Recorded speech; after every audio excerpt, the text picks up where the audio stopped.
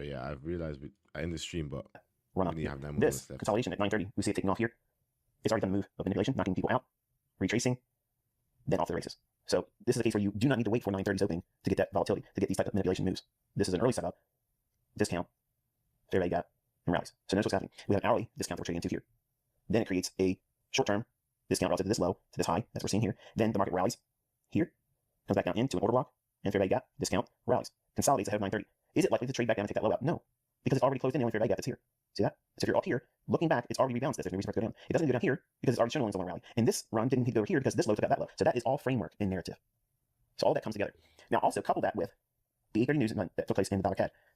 I'm showing you how these two markets relate to one another with proper context and bias. Dollar CAD, what is the currency's first pair in its name? Dollar.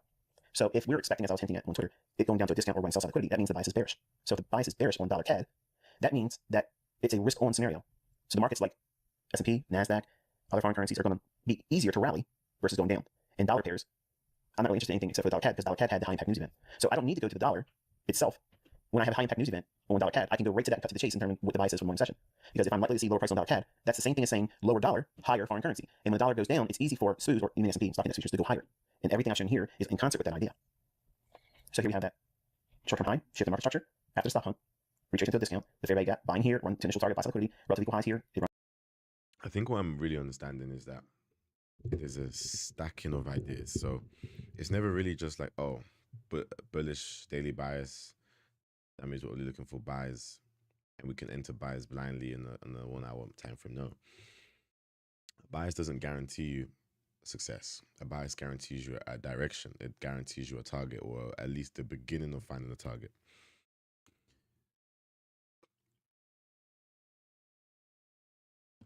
But you still have to have certain things fall in place, you know? And it means that you can start from the daily, get to the hourly, and realize that there's no idea here. You can get start on the weekly, get to the 5 minute, and realize there's no idea here because you don't actually get an entry model. You don't actually get the sweep, the displacement, the market shift, retracement into the entry. But you have everything else. So when you have these stacking of ideas, every new concept is just an additional stack. So using the DXY to stack to the bias on a pair that includes USD, then stack to the lower time frame or the time on that daily time frame. Still, we have a target from imbalances, and we're in a discount slash a premium. Go down into the 1 hour, stack those two previous ideas. Okay, we're bullish on dollar, bullish on this pair since it's got USD something. Daily imbalance, we're in a discount.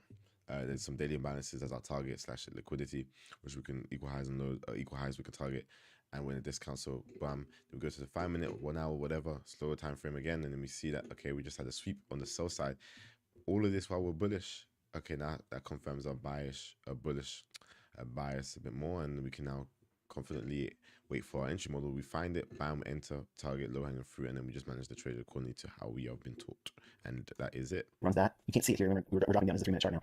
It rises up, creates a fair value gap here, overshoots a little bit, that's fine. Rallies once more, and digs into the high of the hourly fair value gap.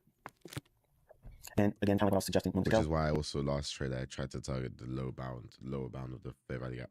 Here is that movement up in the S&P at the 9:30 time period when dollar CAD was trading down into its discount here. So lower dollar CAD, higher S&P. So as a forex trader, you could be selling short if you're not an S&P trader, or if you're not trading forex like me. This is a long on S&P, and you add in as it's taking out this short-term high here. You can look for pyramid opportunities, and what would that look like? Well, I was in a 10-second chart. I know some of you were surprised when I said that, but here's the 9:30 opening here, and we had a little bit of consolidation. Then we had a run higher, creating a fair value gap between here and here. The market dropped down. I'm buying there. It rises up into that. There's my entry. You see it right there. That's the fill. That's the price. 37.41 3/4. And as the market goes higher, if you're trading like this, you can take first partials at logical levels, as I mentioned when we were on the higher time frame charts. And as it goes higher, you just scale off what your model, what your approach or your plan would allow for, and hold something for the rest of the day towards the close, or at least try to see you get a continuation into the afternoon session. And that'll be between 1:30 and 4 o'clock in the afternoon, New York local time. So hopefully this has been insightful to you. Hopefully it has helped you, obviously, in terms of using other markets or intermarket relationships for bias, how to navigate markets. These are the only two markets I've talked about today, and you can see how they had a synergy between them. There was a movement and kind of like a dance between them, even though they're not correlated. Don't think that there's any kind of correlation between them. It's the fact that it's risk on, risk off. That's all that it is. And I was focusing primarily on dollar CAD because dollar CAD had its high impact news drivers for today. So I was using that in relationship to what I would expect in the S&P market, and I found my trade by utilizing the market I'm not going to trade, but if it's going to give me insights and it's going to go lower, it helps me frame risk on, risk off. Risk on, that means foreign currencies, index futures, stocks go higher, dollar goes down. Risk off is dollar higher and everything else going down. So if you go into your day with those ideas, risk on, risk off, it makes it a lot easier to look for supporting ideas with intermarket relationships, correlations between assets. Like if you are trading like Forex, euro dollar versus cable, euro dollar would be a better trade than, say, pound dollar if there is an inability for one of them to go low, make a lower low, and one doesn't do that. That's showing you that's the relative strength leader. That would be the better buy in this situation here. Another instance would be Aussie dollar and Kiwi dollar. New Zealand dollar. If you're looking at situations like this and you find a currency that fails to make a lower low intraday when it's risk on, you'd be buying the risk on higher low currency. And I didn't look at the Australian dollar and the Kiwi this morning. It may not have presented it, but if I were trading those pairs, and I wouldn't really trade them because the impact news driver on the account calendar is again on dollar CAD. So that's the market I'll be trading. So a lot of you ask all the time, like, how do you know which pair to trade? How do you know which one to pick? I'm starting that with the economic calendar. But sometimes I may use that market.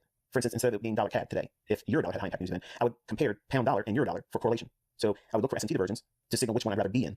Just because the news driver is in, for instance, the euro, the better trade may be in pound dollar if they both went down prior to the news event coming out for euro. And if pound dollar failed to make a lower low, I'm buying pound dollar because they're going to most likely move in sympathy with one another because they're closely correlated. But in the instance of dollar CAD, I'm not going to do anything except for focus on dollar CAD because the economic calendar suggests that's where the volatility would be for Forex today. And you're welcome to go through the pairs and compare and contrast whether that's true or not. I didn't do it, but you can do that on your own. And hopefully you got something out of this one. So I'll talk to you on Thursday for our discussion on money management that will complete the 2022 mentorship teachings, and we'll just continuously do market reviews on the YouTube channel Monday through Friday. So I'll obviously be back, Lord willing, tomorrow Wednesday with a review on something either S&P related or some kind of Forex pair, and hopefully you'll learn something from that as well. Until next time, be safe. Okay, perfect. So we're on the last episode now, and what is the topic on? It is on, doesn't put it here, but we'll probably do this tomorrow, and that will finally complete the mentorship. 11 days later than what I predicted, but that's fine because we had a week project, so that took out at least 7 days of the 11. Maybe if we add 8 or 9, we'll include the rest. So really and truly, overextended by 2 days, which is not bad. Excuse me. So I am not mad at it, and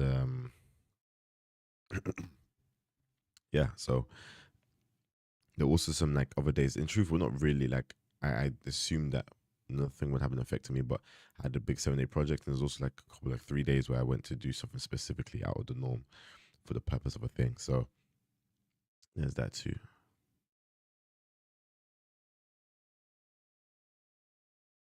Okay, so I'm currently editing the first live stream because I remember on the hourly chart after clearing buy side liquidity. I was muted. There's a lot of things going on here. You can see we have a low, and we ran that low once more. Then it took out. It did touch and buy side would be here. Then Monday through Friday, short little. Right now is inactive. Well outside the scope that would. I'll stay 1 minute.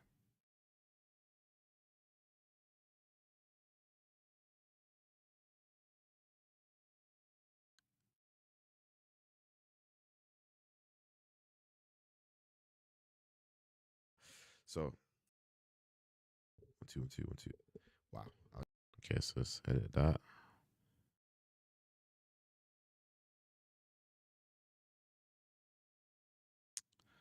Dead.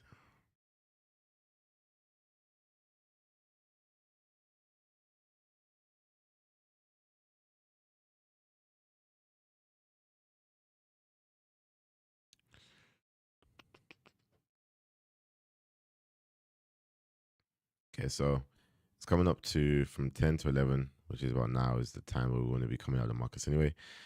From 12, we'll see what happens. For 1:30, I'm expecting price time for some liquidity, and 2:30, I think, is the time we start to get in. But yeah, we'll go from there. For now, we can get rid of the ones that have occurred. These might keep that one though. And yeah, this is low hanging fruit type of day, and I think we're done. Close around. Some we close here, some we close about here. So I'd say here's fair. We got about 2.5 restored ratio.